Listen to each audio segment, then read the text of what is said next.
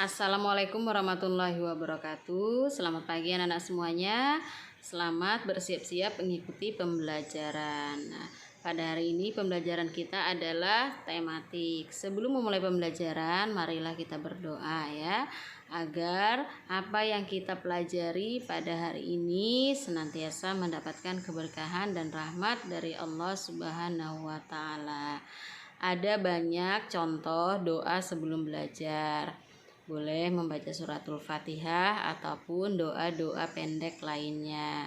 Nah, pada kali ini kita akan membaca salah satu doa yang biasa dibaca ketika sebelum belajar. Bismillahirrahmanirrahim. Allahumma inni as'aluka rizqan thayyiba wa ilman nafi'a wa amalan mutaqabbala walhamdulillahi rabbil alamin. Selesai berdoa, silahkan kalian siapkan buku pembelajaran tematiknya ya. Sekarang kita sudah masuk pada subtema yang ketiga, yaitu menyayangi tumbuhan ya. Nah, bisa dilihat pada buku paket kalian. Ayah, ibu, Nina, dan Adi sedang merawat tumbuhan yang ada di halaman rumah mereka. Ayah mengganti pot bunga yang sudah mulai rusak, kemudian Nina menyiram tanaman. Ibu memberi pupuk kepada tanaman agar tanaman tumbuh subur. Lalu Adi mencabut rumput liar yang ada di halaman rumah mereka. Nah, kegiatan yang mereka lakukan ini adalah cara dalam memelihara tumbuhan, yaitu menyayangi tumbuhan. Menyayangi tumbuhan adalah sebagai bentuk syukur kita kepada Allah Subhanahu wa ta'ala. Banyak contoh lain, misalkan tidak menginjak-injak tanaman, lalu tidak menebang tanaman secara liar. Nah, itu adalah beberapa contoh dalam menyayangi tumbuhan. Selanjutnya kita akan membahas mengenai wawancara. Wawancara adalah kegiatan tanya jawab untuk mendapatkan informasi mengenai suatu hal. Nah, kegiatan wawancara dilakukan oleh pewawancara dan narasumber. Pewawancara itu adalah orang yang melakukan kegiatan wawancara, sementara narasumber adalah orang yang menyampaikan informasi kepada pewawancara. Sebelum melakukan wawancara, pewawancara sebaiknya membuat daftar pertanyaan. Nah, pertanyaan yang disiapkan tadi biasanya menggunakan kata tanya, apa, di mana, kapan, siapa, mengapa, dan bagaimana. Bisa dilihat pada buku paket kalian di halaman 65 ya. Di bagian kotak yang berwarna kuning.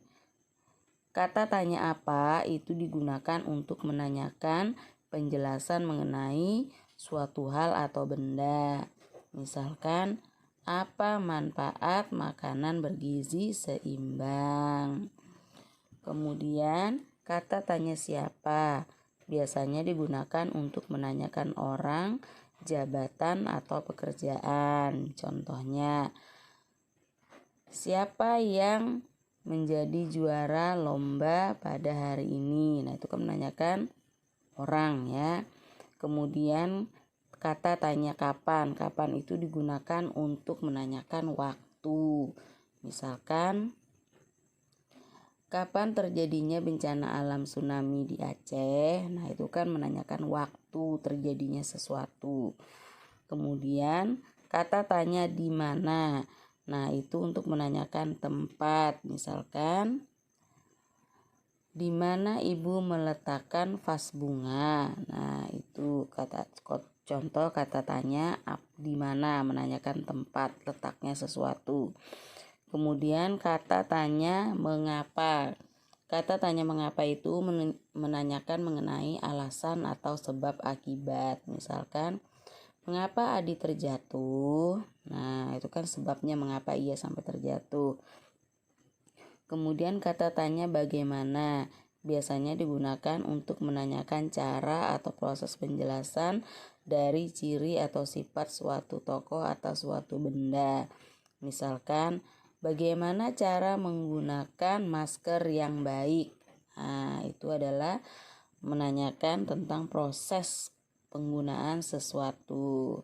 Nanti bisa kalian lihat di buku paket kalian di halaman 65 ya. Dibaca dengan seksama. Berikut adalah contoh kegiatan dalam wawancara. Bisa dilihat di buku paket halaman 66 dan 67. Nah, di sini Nina sedang melakukan kegiatan wawancara dengan Pak Usman ya. Pak Usman ini adalah toko tanaman hias langganan ibu ya, ibunya Nina. Nah, bisa dilihat di sini di halaman 66 dan 67. Kalian perhatikan bagaimana cara Nina sedang melakukan wawancara. Perhatikan kalimat tanya yang diajukan Nina kepada Pak Usman. Ia menggunakan kalimat tanya apa saja ya.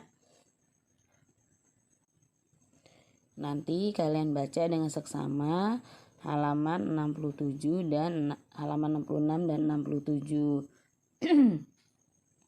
Dalam kegiatan wawancara tersebut tentunya ada pewawancara, yaitu orang yang melakukan wawancara, dan narasumber. Narasumber itu adalah orang yang memberikan informasi. Tentunya yang melakukan wawancara pada kegiatan tersebut adalah Nina, sedangkan narasumbernya adalah Pak Usman ya.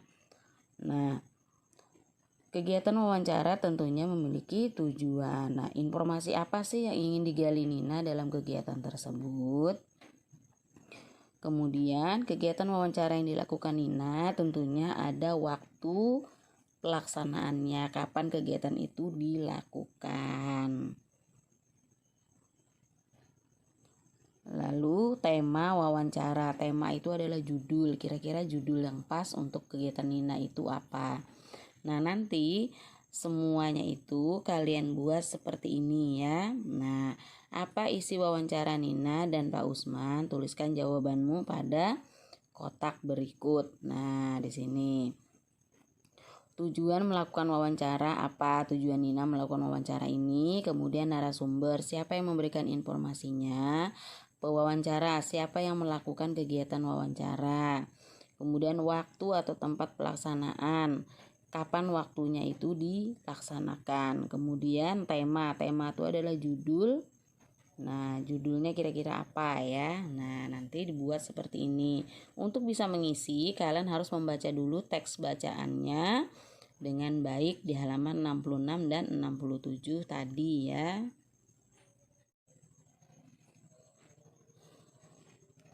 Sekarang kita akan mengenal yang namanya garis bilangan. Nah, bisa dilihat pada buku paket kalian di halaman 68 ya.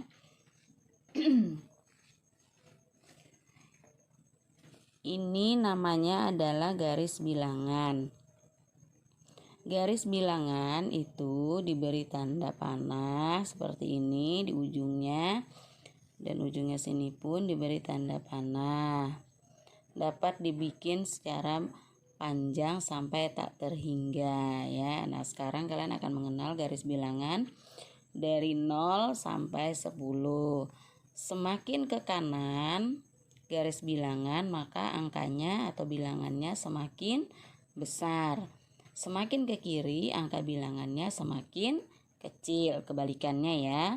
Nah, Ibu ulang, semakin ke kanan arah angkanya, maka bilangannya semakin besar. Jika ke kiri, maka semakin kecil. Garis bilangan itu dapat menentukan hasil suatu penjumlahan. Contohnya dilihat pada buku kalian 4 ditambah 2. Nah, kita membuat garis seperti ini memanjang. Kita beri panah di ujung sini dan di ujung kiri dan di ujung kanan. Lalu kita beri garis-garis seperti ini. Baru kita beri angka dari 0 sampai 10. Tadi 4 ditambah 2. Yang pertama kita hitung dari 0 ya. 1, 2, 3, 4. Nah, kita beri garis melengkung 4 seperti ini. Ditambah berapa tadi? Ditambah 2. Berarti dari 4 kita garis lagi. 1, 2. Nah, jadi 4 ditambah 2 sama dengan 6. Kita hitung 1, 2, 3, 4, 5, 6. Atau contoh lainnya. Misalkan 3 ditambah 5. Kita buat garis bilangan seperti ini. Kita buat dulu garis bilangannya ya. 0, 1, 2, 3, 4, 5, 6, 7, 8, 9. Nah, kita buat garis. Tadi 3 ditambah 5 ya. Kita hitung 1, 2, 3. Nah, berarti kita stop di angka 3. Ditambah 5. Kita hitung di sini 5. 1, 2, 3, 4, 5. Nah, kita buat garis seperti ini. Jadi 3 ditambah 5 itu sama dengan berapa? Kita hitung di sini. 1, 2, 3, 4, 5, 6, 7, 8. Nah, jadi garis bilangan ini erat hubungannya dengan penjumlahan maupun pengurangan. Pada pembelajaran kali ini berkaitan dengan pengurangan. Pada pembelajaran kali ini berkaitan dengan penjumlahan ya. Sekarang kita akan membahas mengenai tugas atau peranan setiap anggota keluarga. Nah, kita akan mengetahui apa sih arti keluarga. Keluarga adalah suatu kelompok sosial terkecil yang terdiri dari ayah, ibu, dan anak atau yang biasa disebut dengan keluarga inti. Nah, setiap anggota keluarga itu memiliki tugas masing-masing. Di antaranya yang pertama adalah ayah. Nah, ayah ini bertanggung jawab kepada seluruh anggota keluarga sehingga ayah disebut sebagai kepala keluarga. Tugas ayah adalah melindungi seluruh anggota keluarga, mencari nafkah untuk keluarga, mendidik dan memberi nasihat yang baik kepada anak-anak serta istrinya atau ibu di dalam rumah tangga.